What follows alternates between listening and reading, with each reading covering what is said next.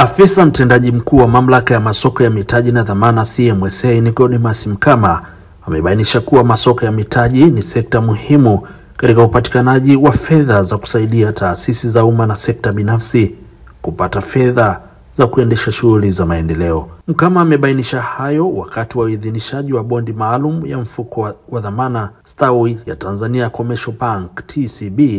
inayolenga kusaidia Watanzania na wawekezaji mbalimbali waweze kushiriki katika shughuli za uwekezaji kupitia bondi hiyo. Leo ilikuwa ni siku muhimu sana katika maendeleo na ustawi wa sekta ya fedha hapa nchini, ambapo tumezindua mauzo ya hati fungani ya benki ya TCB, yani Stawi Bond. Hati fungani hii imeidhinishwa na mamlaka masoko ya mitaji na dhamana baada ya kukidhi vigezo vya kisheria, taratibu na kanuni za uuzaji wa hati fungani kwa umma. Katika hati fungani hii tumeidhinisha programu ambayo itawezesha benki ya TCB kupata fedha bilioni 150, lakini katika toleo la kwanza wanatarajia kuuza hati fungani yenye thamani ya bilioni 50. Na hati fungani hii itatumika kutoa mikopo katika kampuni changa za kati na za wajasiriamali ambazo watawezesha kukuza biashara hii. Kwa hiyo hii ni hatua muhimu sana katika kuchagiza maendeleo ya uchumi hapa nchini, kwani kampuni hizi ambazo zitaweza kupata fedha hizi zitaweza kukuza biashara zao. Naye Katibu Mkuu Wizara ya Fedha anayesimamia uchumi Elijah Mwandibia amesema serikali imejidhatiti kuendelea kufanya maboresho makubwa kwenye sekta ya fedha ili kuhakikisha wananchi wanapata bidhaa na huduma za gharama nafuu kupitia sekta hiyo na kujenga uchumi wao na taifa kwa ujumla. Wito wetu ni kwa Watanzania, kwa sababu hii ni benki ya serikali,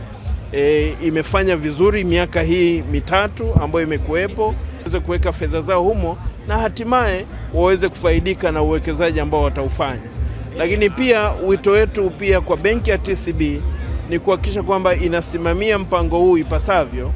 na itakapokuwa imesimamia, basi yale matokeo kwa wale wawekezaji yatasaidia kuendelea kujenga imani ya wawekezaji kwenye bidhaa kama hizi zitakazotolewa na benki ya TCB, lakini pia hata taasisi nyingine zitakazokuja baadaye. Asanteni sana. Kwa upande wake, afisa mtendaji mkuu na mkurugenzi wa TCB Adam Mihayo amesema benki hiyo inasherehekea miaka 150 tangu kuanzishwa kwake kwa kuja na bidhaa itakayosaidia kupanua wigo wa uwekezaji wa mitaji kwa wafanyabiashara wadogo na wakati nchini. Leo tumekuwa na furaha kubwa sana ya kuwa na tukio hili muhimu katika historia ya benki yetu, na tumesherehekea kwa kweli miaka 100 toka tulivyoanzishwa mwaka 1925, na sasa tumefikisha miaka 100, na tukaona basi tusherehekee miaka hii 100 kwa kuja na ubunifu na kuja na bidhaa ambayo kwanza itapanua wigo wa uwekezaji wa mitaji katika nchi yetu, lakini pili kuja na dhana na bidhaa ambayo itatuwezesha kumobilize ukwasi pamoja na mtaji ambao utatuwezesha sasa tuweze kudrive ile agenda ya financial inclusion, lakini pia na kuwa